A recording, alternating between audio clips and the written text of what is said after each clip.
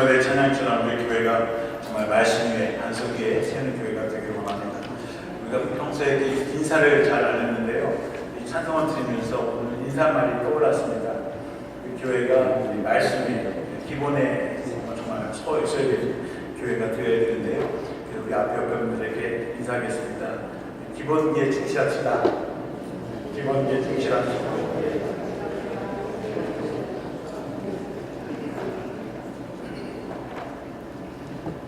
저희 교회가 성전 올해 수리하고 준비하면서 성전 건축에 대한 말씀을 좀 나눴습니다. 지난 한 4주 동안 구약의 성전 건축하는 모습을 통해서 저희들이 교회를 나누었고요. 제가 오늘부터는 신약의 특별히 사도행전에 나오는 초대교회들의 모습을 보면서 하나님께서 세워주신 초대교회의 모습, 하나님 원하시고 기뻐하시는 교회의 모습을 무엇인가, 그래서 교회에 대한 말씀을 계속해서 나누려고 합니다. 오늘은 첫 번째 사도행전 2장에 나오는 예루살렘 교회의 모습을 통해서 처음 세워진 예루살렘 교회는 어떻게 시작이 되고 그들의 기본기는 무엇인가 통해서 다시 한번 우리의 기본을 다져보는 그런 시간이 되기를 원합니다. 교회의 시작은 성령의 역사로 시작이 되었다고 해도 과언이 아닙니다. 사도행전 1장 4절에 보면 주님께서 부활하신 후에 승천하시면서 제자들에게 내가 떠나면 어떻게 할까? 주님을 따라서 새 하늘, 새 땅, 새 예루살렘을 세운다고 했는데 그렇게 믿었던 예수님이 떠난 다음에 그 뒤에는 우리가 어떻게 살아갈까? 그런 염려가 있었던 것입니다. 근데 주님께서 떠나시면서 제자들에게 나 대신 너희들을 위해서 함께 일하신 분들을 다시 보내주시는데 그분이 성령님이라고 하는 것입니다. 그리고 그분이 오실 때까지 너희는 예루살렘을 떠나지 말고 기다리라고 말씀을 했습니다. 제자들이 예수의 말씀을 기억하면서 예루살렘을 떠나지 않고 마가다락방에 모여서 그들이 기도하기 시작했습니다. 교회는 성령의 역사로 시작이 됐지만 그 성령의 역사는 기도로부터 시작이 되었다고 하는 거죠. 그냥 앉아있는데 갑자기 그냥 성령이 임하는 것이 아니라 그들이 기도할 때 성령님께서 역사하시고 임하셨다고 하는 것입니다. 사도행전 1장 14절에 보면 여자들과 예수의 어머니 마리아와 예수의 아들과 더불어 마음을 같이 오직 기도에 힘쓰더라. 그러니까 예수님께서 말씀하신 거에서 성령이 오시기 때까지 그들이 준비한 것은 바로 기도였다고 하는 것입니다. 예수님의 제자들과 또 예수님을 따랐던 여인들, 또 어머니 마리아, 심지어 예수님의 동생들까지도 오로지 기도에 힘썼다. 그들이 마음을 합쳐서 기도에 힘을 내고 그들이 그 일을 다 할 때 성령님께서 임재하셨다는 것입니다. 2절, 3절 오늘 본문의 2절, 3절 말씀을 보면 후련히 하늘로부터 급하고 강한 바람 같은 소리가 있어 그들이 앉은 온 집에 가득하며 마치 불의 혀처럼 갈라지는 것들이 그들에게 모여 각 사람 위에 하나씩 임하여 있더니. 오순절 날에 제자들과 또 성도들이 함께 백신분들과 기도할 때 하늘에서부터 급하고 강한 바람 소리가 임하면서 성령이 임했다. 그리고 그들이 앉은 그 온 집에 가득했고 불의 혀처럼 갈라지는 불같은 성령들이 각 사람에게 임했다고 하는 것입니다. 정말 성령의 역사는 집단적으로 어느 그룹이 함께 기도할 때 성령님께서 그 모임 속에 또 그 회중 속에 강하게 임하는 역사가 임하는 것이고 또 거기 앉아있는 모든 사람들이 만이 아니고 각 사람 위에 성령의 불이 임해서 성령의 능력을 체험하는 역사다. 그래서 성령의 역사의 특징은 집단적이면서 개인적이다라고 하는 거죠. 또 다른 사람이 다 받아서 나도 받는 것이 아니라 다 받지 못하는 경우도 있죠. 옆에 사람들은 방언을 받고 또 위치를 하고 환상을 보고 정말 참회의 눈물을 흘리는 일 하면 나한테는 맹숭맹숭 못할 때가 있죠. 개인적이면서도 때로는 또 집단적으로 임하는 것이 성령의 특징이라고 하는 것입니다. 그런데 이 사도행전에서는 이 성령을 급하고 강한 바람, 또 불의 혈과 같은, 불의 혀와 같은, 불과 바람이라고 하는 그런 비유를 상징했습니다. 바람이라고 하는 것은 사실은 힘을 상징하는 것이죠. 급하고 강한 바람을 우리는 돌풍이다 그러죠. 갑자기 바람이 회오리 바람이 일어나고 막강한 힘을 가지고 바람을 일으키는 그런 돌풍과 같은 것이 바로 성령의 역사다. 우리가 가끔 어떤 갑작스러운 일이 일어나면 돌풍과 같은 일이 일어났다. 어떤 사람이 돌풍 같은 일을 일으켰다. 이런 표현을 합니다. 그러니까 성령의 역사는 돌풍과 같은 그런 힘, 그런 능력을 발휘하는 역사입니다. 사도행전 1장 8절, 1장 8절에 보면 오직 성령이 너에게 임하시면 너희가 권능을 받고 예루살렘과 온 유대와 사마리아 땅까지로 내 증인이 되리라. 그렇게 말씀하셨습니다. 그러니까 성령이 임하면 권능, 능력을 받는다고 하는 것이죠. 그러니까 성령이 나에게 임하면 이제까지 내가 갖지 못했던, 세상에서 얻지 못했던 그런 정말 하나님의 놀라운 능력, 심지어는 우리 인간의 한계를 넘어서는 초인간적인, 초자연적인 능력도 받게 되고 그리고 하나님의 일을 하게 된다고 하는 것입니다. 성령의 역사를 불의 혀라고 했습니다. 불과 같은 역사다. 불도 힘이 있죠. 화력입니다. 자동차도 화력이 있어요. 공장도 화력이 있어요. 전기도 불이나 바람이나 힘을 통해서 에너지를 만들고 전기를 만들고 그 힘으로 공장도 돌아갈 수가 있습니다. 그러니까 성령의 능력은 불, 바람, 바로 능력이라고 하는 것입니다. 이 세상에서 얻지 못하는, 이 세상이 주는 힘이 아니라 하나님이 주시는 하나님의 능력이 임한다고 하는 것입니다. 많이 배웠거나 못 배웠거나 가졌거나 못 가진 것이 아니라 하나님의 은혜를 통해서 기도하는 성도들에게 하나님께서 불과 같은, 또 바람과 같은 그런 성령의 능력을 주신다고 하는 것입니다. 오래전에 어느 영국 귀족이 인도의 한 영주에게 아주 좋은 성능에 가진 트럭을 선물을 주었다고 합니다.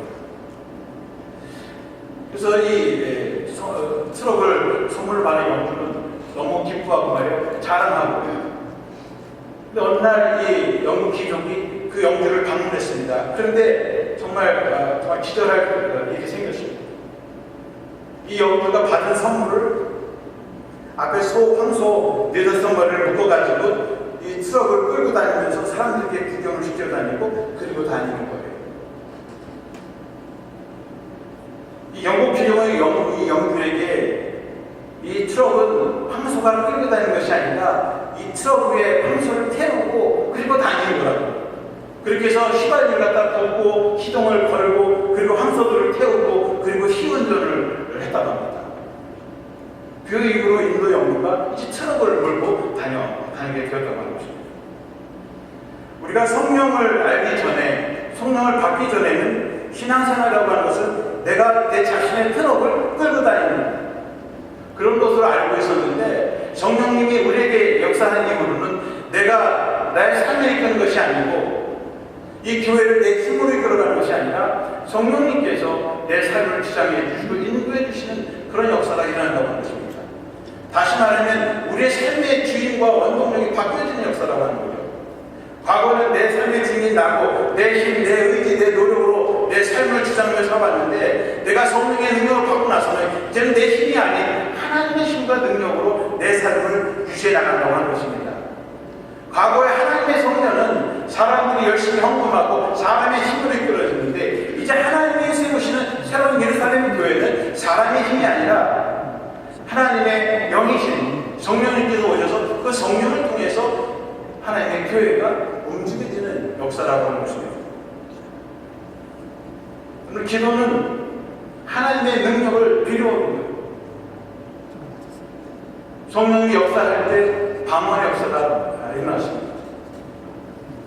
방언의 역사라고 하는 것은 다른 말로 하면 하늘의 언어라는 것이죠. 우리가 일상적으로 사는 우리의 일상적인 사람들과 소통하는 언어가 아니라 방언을 통해서 하나님과 나의 언어가, 내 언어가 바뀌어져서 하나님과 영적인 언어로 소통하게 된다고 하는 것입니다.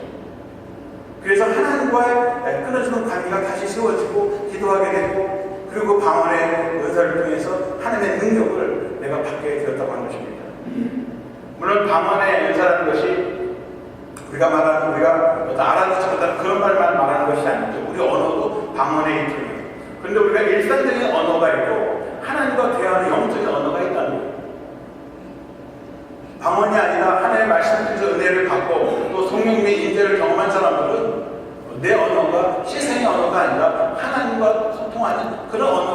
주어진다는 그런 말씀입니다. 우리가 기도를 하게 되면 하나님의 능력을 받게 됩니다. 최근에 월드컵 축구가 있었는데요. 최근에 박지성이나 이런 이영표 과거 축구 대표 선수들이 이제 해설위원 KBS, SBS 해설위원으로 나오고요. 또 최근에 이 사람들이 책을 많이 썼어요. 박지성도 자기 자서전을 냈고 이영표라는 선수도 책을 냈습니다. 근데 이 이영표 선수가 최근에 책을 냈는데 그 책 제목이 성공이 아니고 실패가 아니다. 그런 책을 썼습니다. 그 책 속에 몇 개의 간증들이 나오는데 제가 그 중에 마지막 네 번째 간증을 좀 소개해 드리려고 합니다. 2002년 한해 월드컵 경기가 있었을 때입니다. 월드컵을 이틀 앞두고 연습 경기를 하다가 다리를 다쳤습니다. 근육이 12cm가 찢어졌습니다. 이틀이면 한국에서 정말 기다리고 월드컵이 생기는데 그만 부상을 당해서 이제 월드컵 경기에 출전하지 못하게 되었고 부상자 명단에 오르게 되었습니다. 그리고 매스컴에서는 또 이 코칭 스텝에서는 이영표 선수가 참 수비 선수로 정말 최고의 선수인데 이 선수를 대신해서 누구를 기용해야 되는가 정말 그렇게 매스컴이 시끄러웠습니다.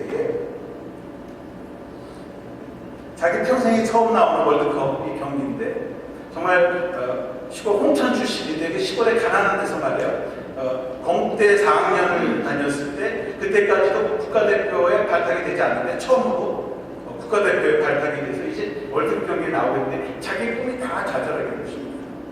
그러다 어느 선교사님하고 이야기를 하다가 욥기서를 읽어보거나 그 욥기서 말씀이 너에게 위로를 줄 것이다. 그래서 욥기서를 읽으면서 그래도 참 하나님께 기도를 드렸다고 합니다.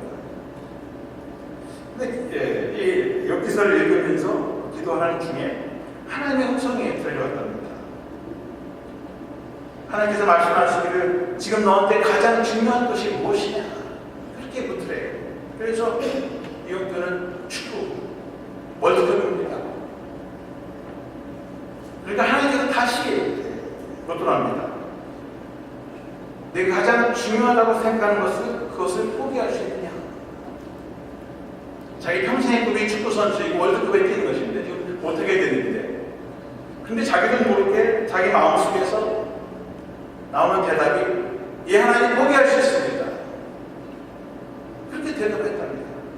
그런데 그렇게 하나님께 예, 주님 내가 좋아하는 축구를 하나님을 위해서 포기할 수 있습니다라고 하는 순간부터 자기 마음속에 전에는 실망과 좌절, 정말 어둡고 컴컴한 지옥 같은 그런 마음속에 기쁨이 찾아오고 평강이 찾아오는 그런 하나님의 은혜를 경험했다고 하는 것입니다. 기도를 한 다음날 이미 한쪽 다리는 기부스를 했는데, 기부스를 한 상태에서 아침에 일어났는데 자기는 다리가 아파서 못 일어날 줄 알았는데 일어나게 됐다고요. 걸어 다녔다는 것입니다. 이상한데. 그 다음날부터 이제 월드 경기가 시작이 되고 이제 선수들이 연습을 하는데 이상하게 자기도 같이 하고 싶다는 생각이 들어서 이 기부스 풀어달라고 하고, 그리고 운동회에 나가니까 이 메디컬 팀들이 안 된다고, 지금 당신 다리 찢어져가지고 지금 무슨 얘기냐면 또 쉬어야 된다고, 아직은 안 된다고 말에도 불구하고 괜찮다고는 아무렇지도 않다고 하면서 두 다리를 섰더니 멀쩡한 애 느낌이. 그래서 그냥 연습 경기에 나가서 같이 경기를 했다고 하는 것입니다. 특별히 포르투갈과 세 번째 예선 경기, 이 경기에 나가게 됐는데 박지성 선수에게 어시스트를 해줘가지고 1대0으로 승리를 거두고 16강 진출을 하게 되었다고 합니다. 자신은 다리가 지금 아픈 상태에서 지금 코칭 스태프도 더 쉬어야 된다고 하는데 자기가 무리해서 나왔고 90분을 뛰지 못했는데도 중간에 나오더라고. 내가 최선을 다해서 경기에 임하겠다. 그러고 나왔는데 90분의 경기를 다 마치고요. 그리고 자기가 결정적인 어시스트로 해서 박지성 선수가 골을 넣고요. 너무나 감사합니다. 경기가 끝난 다음에 선수들이 환호를 할 때 자기 혼자 운동장에 꿇어 앉아서 하나님께 기도를 드렸답니다.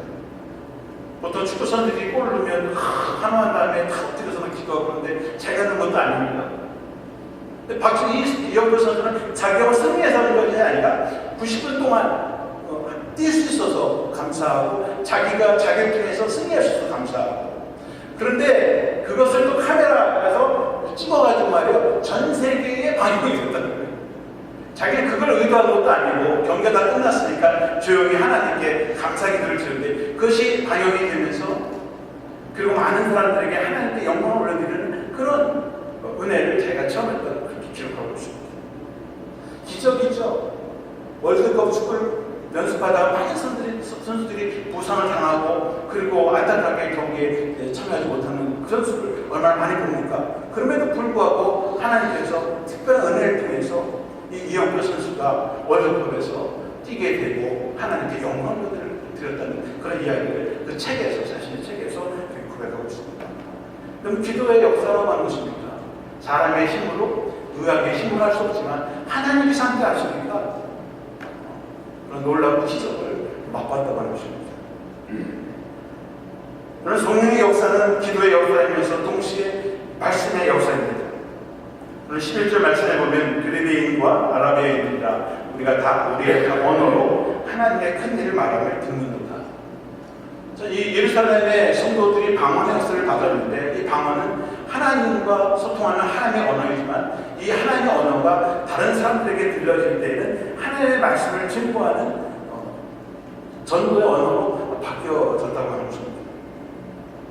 우리가 하나님과 기도를 하게 되면 하나님의 뜻을 알게 되고 하나님의 말씀을 받게 되고 그리고 그 말씀을 전하는 사명을 우리가 하게 되는 것입니다. 기도와 말씀은 항상 같이 가는 거죠. 서로 둘의 밸런스를 잡아주고 우리의 믿음의 기초를 세워주는 것이 기도와 말씀인 것입니다. 근데 이 성령의 체험을 받은 후에 사도 베드로가 하나님의 말씀을 선포하기 시작했어요. 17절에 보면 베드로가 자녀들은 예언할 것이고 요엘서 2장의 말씀을 받고 그 말씀을 전파합니다. 자녀들은 예언하게 되고 젊은이들은 꿈을 보게 되고 노인들은 환상을 보게 됩니다. 미래에 대한 비전이죠. 미래에 대한 하나님의 계획입니다. 우리가 기도하게 되면 하나님의 뜻을 발견되고 그 뜻을 소유하게 되면 세상을 변화시킵니다. 또 우리 자신의 삶이 변하는 그런 역사가 일어납니다. 사도 베드로가 이 말씀을 가지고 설교할 때에 41절에 가면 그 말을 받은 사람들은 세리를 받음에 이날의 신도의 수가 3,000이나 더하더라.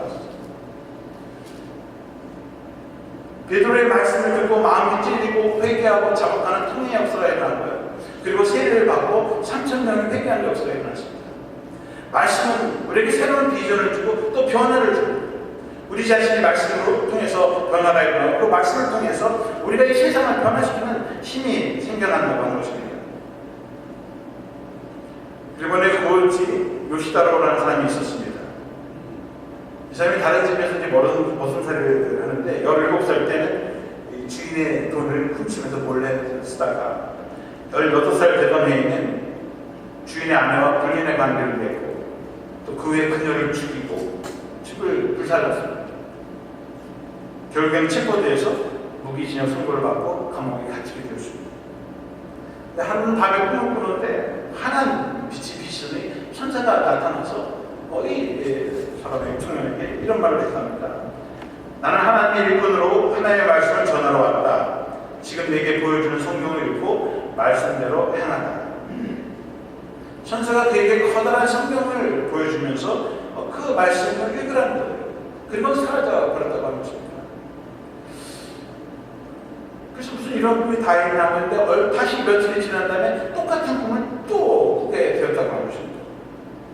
그래서 고민 끝에 성령이라는 책을 구해서 읽기 시작했다고 합니다. 밤낮으로 읽고 그 말씀이 너무 좋아서 자기 감옥에 있는 동료들과 함께 그 말씀을 읽었다고 합니다.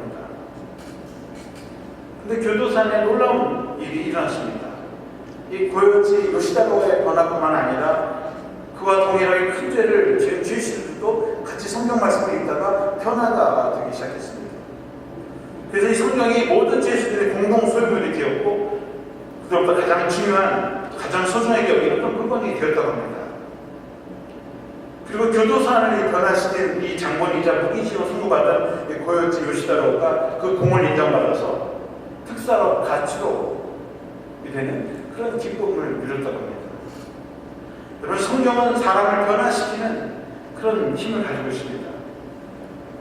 성 어거스틴도 젊은 시절 방탕하다가 아이들이 노래하는 그 노래말 속에서 성경을 집어들고 읽어라.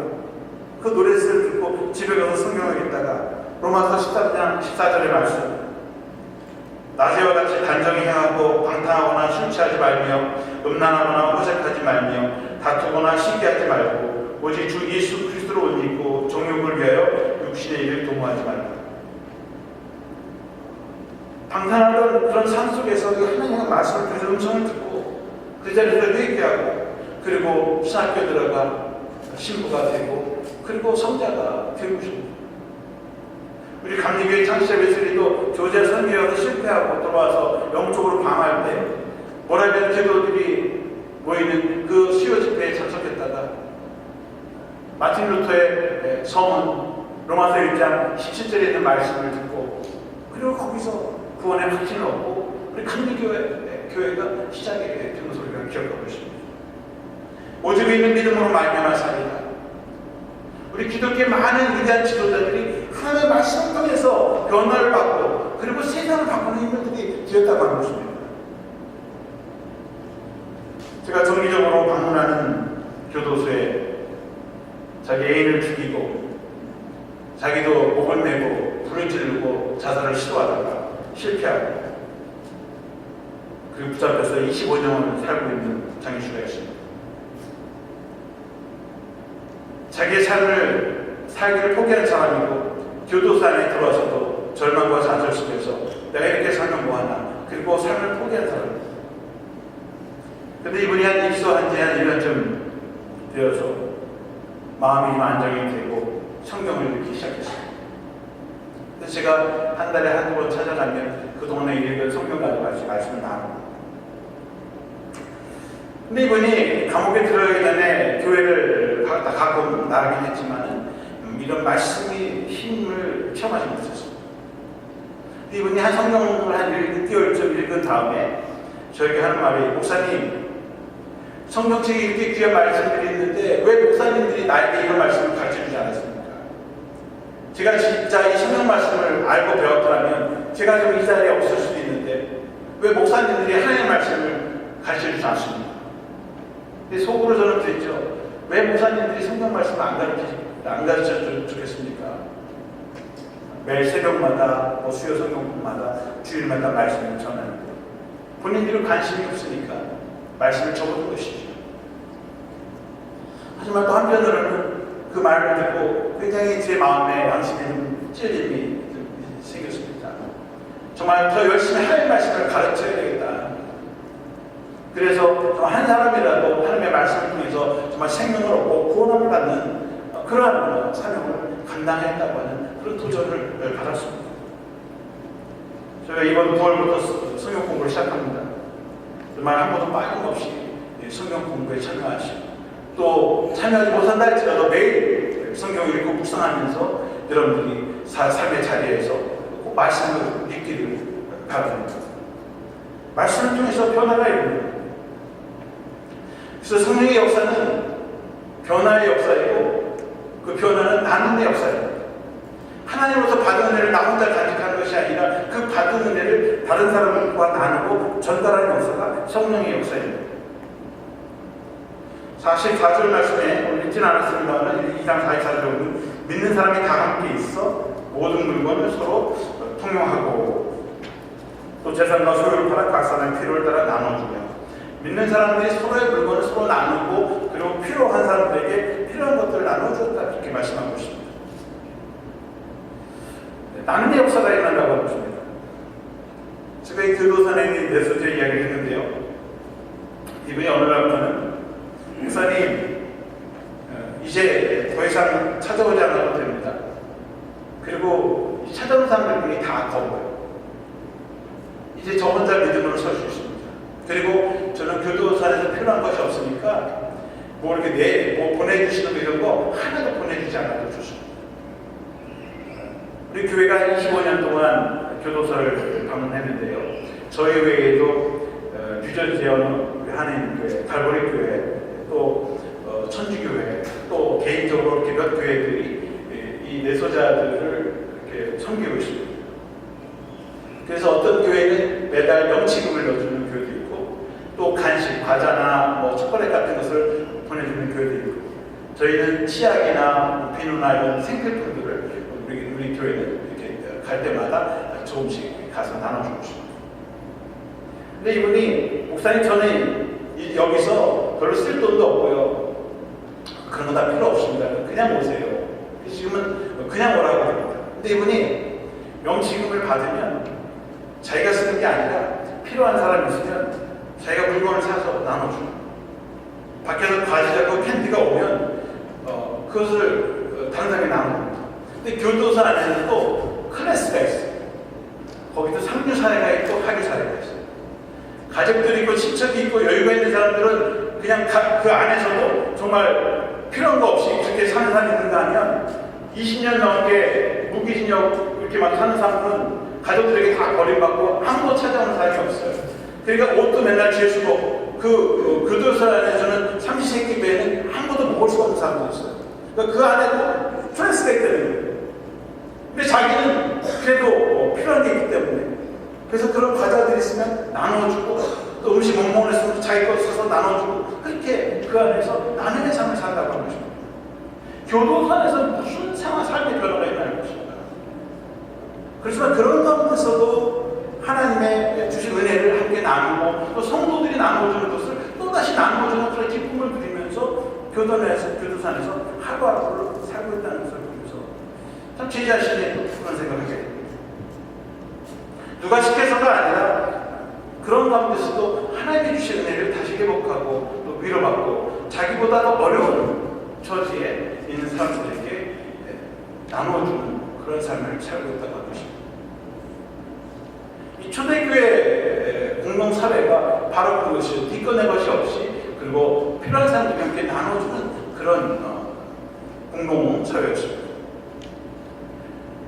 이 공동사회를 배우고 모델을 위해서 새로운 사회와 국가를 세운 사람이 바로 칼 막스, 웨닌 같은 사람들이죠. 공권주의, 수익적인 사회를 무너뜨리고 평등사회를 이루고 그것에서 함께 하나님의 나라와 같은 지상의 나라를 건설하자고 이야기하는 사람이 바로 칼 막스와 레닌입니다. 그런데 아시다시피 구소련이나 중국이나 북한, 지관의 낙원이라고 하고 주장하는 그 사회와 국가는 이미 붕괴되고 말았습니다. 그럼 실패한 이유가 여러 가지가 있겠지만 가장 중요한 것은 바로 기독교의 사랑의 정신을 잊어버렸다고 하는 것입니다. 칼 막스는 공산사회의 형식만을 치려고 했지 그 근본 정신인 사랑과 희생을 잃어버렸다고 하는 것입니다. 강요된 희생, 강요된 헌신은 결국 오래가지 못한다고 하는 거예요. 교회도 마찬가지입니다. 목사가 단위에서 설교하고 강요해서 그리고 강요된 희생과 헌신을 통해서 하나님의 나라가 쓰여질 수가 없어요. 그것은 인간의 힘으로 세워질 것입니다. 성령님께서 우리의 마음을 옮기시고 감동이 될 때 거기서 나오는 자발적인 희생과 섬김을 통해서 하나님의 교회가 하나님의 나라가 세워진다고 하는 것입니다. 칼 막스는 종교는 아편이다. 신은 존재하지 않는다. 눈에 보이는 물질만이 최고이고 이 세상은 눈에 보이는 물질로 변화시킬 수 있다. 그래서 유물주의 사관을 주장하고 그 사상을 주장했습니다. 세상을 물질과 힘으로 변화시킨다. 그런데 물질과 힘으로 세상을 변화시키려고 했던 이 공산사회도 무너지고 말았다고 하는 것입니다. 세상을 바꾸는 힘은 물질이 아니라 사랑이라고 하는 것입니다. 공산사회가 무너진 것은 형식은 갖출지 모르지만 그 내용과 본질을 상실했다고 하는 것입니다. 오늘날 교회도 마찬가지죠.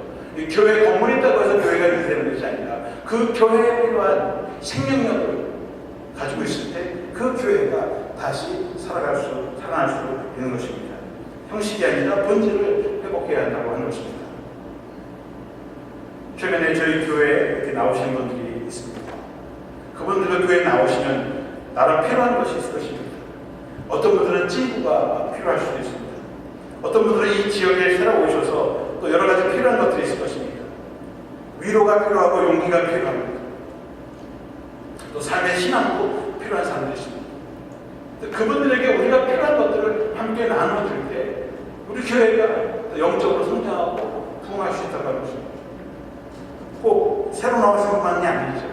우리 주위에 여전히 어려움을 당하고 또 아픔 당하는 이웃들이 있다면 우리가 함께 찾아가지고 기도해주고 격려해줄 때 주님 우리 교회가 다시 영적으로 살아나는 그러한 부흥의 역사가 일어나게 될 줄 믿습니다.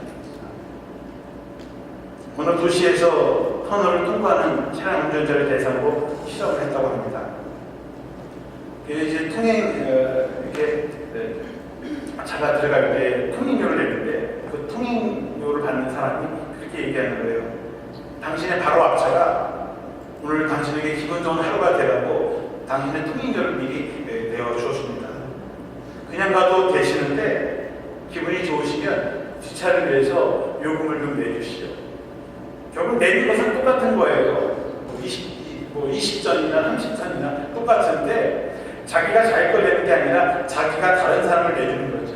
다른 사람에게 자기가 받았고 또 자기는 그 뒤에 사람들이 내주면서 또 받은 사람한테 기분이 좋은 거죠. 그래서 3시간 동안을 한번 실험을 했는데요. 계속 그게 돌아간답니다. 그래서 같은 돈을 내지만 사람들의 마음과 기분이 바꿔나가는 그런 즐거움과 행복을 누리게 된다고 하는 것입니다. 그렇게 살면 좋은데 그렇게 오래 지속되지 않는다고 하는 것입니다. 이런 말이 있습니다. 계란을 한 바구니에 담지 마라. 계란을 여러 바구니에 나누어 담아라. 그 중에 하나가 너무 깨지면 따로 담으면 하나만 깨지면 같이 담으면 다 깨집니다. 지혜의 말이 있습니다. 여러분, 오병이의 기적을 통해서 우리는 나눔의 기적을 체험할 수가 있습니다. 예수님께서 광야에서 배고프고 지친 5,000명에게 먹을 것이 없었지만 한 어린아이가 자기가 먹을 점심 도시락을 주님께 내어줬을 때 주님께서 그것을 축복기도 해주시고 그리고 나눌 때에 배불리 먹고 12가구가 남았다는 거죠. 그것이 하나님의 풍요의 풍성함의 축복입니다. 모자란 것 같지만 함께 나눌 때 하나님께서 더 풍성한 은혜를 내려주신다고 하는 사실입니다. 나눔이 있는 곳에 성령의 역사가 있습니다. 하나님의 기적이 나타납니다. 오늘 2장 47절 마지막 말씀에 보시면 하나님을 찬미하며 또 온 백성에게 칭송을 받으니 주께서 구원받는 사람을 날마다 더하게 하십니다. 그러니까 예루살렘 교회는 기도를 통해서 성령의 은혜를 받고 또 말씀을 나누고 또 자신들이 받은 하나님의 사랑을 나누게 될 때에 하나님께서 축복하셔서 이 예루살렘 교회가 더 부흥하고 성장하는 역사가 일어나게 되었다는 것입니다. 무엇보다도 예수를 믿지 않는 사람들이 그들의 삶을 통해서 칭찬을 받게 되고 또 그 사람들을 칭찬하게 되면서 교회로 들어오게 된다고 하는 것입니다. 교회는 하나님의 은혜와 사랑을 통해서 회복되어지는 교회입니다. 오늘 이 예루살렘 교회가 기본에 충실한 교회, 기도와 말씀 그리고 사랑의 나눔 실천을 통해서 예루살렘 교회가 세워지고 또 부흥하는 역사가 일어나는 것처럼 우리 믿었던 교회가 정말 다시 기본기에 충실한 교회가 되기를 원합니다. 기도하는 자리에 나오셔서 기도하시고 또 말씀을 배우고 듣는 자리에 나오시고 들은 말씀 함께 나누고 사랑을 나누면서 우리 믿었던 교회가 정말 예루살렘 교회처럼 정말 사람에게 칭찬받고 하나님께 영광 돌리는 교회가 되기를 주님의 이름으로 축원합니다. 기도하겠습니다. 사랑과 은혜가 풍성하신 아버지 하나님, 예루살렘 교회가 기도와 말씀으로 점점 든든해지고 또 기본기에 충실하고 또 주님의 받은 사랑을 나눌 때 많은 사람들에게 칭찬받고 인정받는 교회가 되어서 더 크게 부흥하는 역사가 이루어질 수 있습니다. 주님, 저희들도 정말 어디에 있든지 하나님과 영적으로 교제하게 하시고 또 말씀을 듣고 나누면서 저희들 안에 주님의 사랑이 충만히 거할 수 있도록 인도하여 주시옵소서. 그래서 아버지, 저희들도 하나님의 말씀 함께 나누고 또 사랑을 나누면서 이웃과 단절됐던 관계들이 회복되어지고 또 하나님의 나라를 위해서 마음이 하나 되고 또 하나님의 교회가 아름답게 세워진 역사가 임하게 하여 주시옵소서. 그래서 이 마지막 때 주님 어떤 어떡할지 방황하는 때 저희들이 먼저 하나님의 믿음의 기본으로 돌아가서 기본에 충실하고 또 그 기본에 서서 하나님의 말씀을 증거하고 또 하나님의 나라를 세워가는 주님의 교회와 성도들이 되게 하여 주시옵소서. 주님께서 이루어 주실 수 믿고 감사드리며 예수 그리스도의 이름으로 기도하옵나이다. 아멘.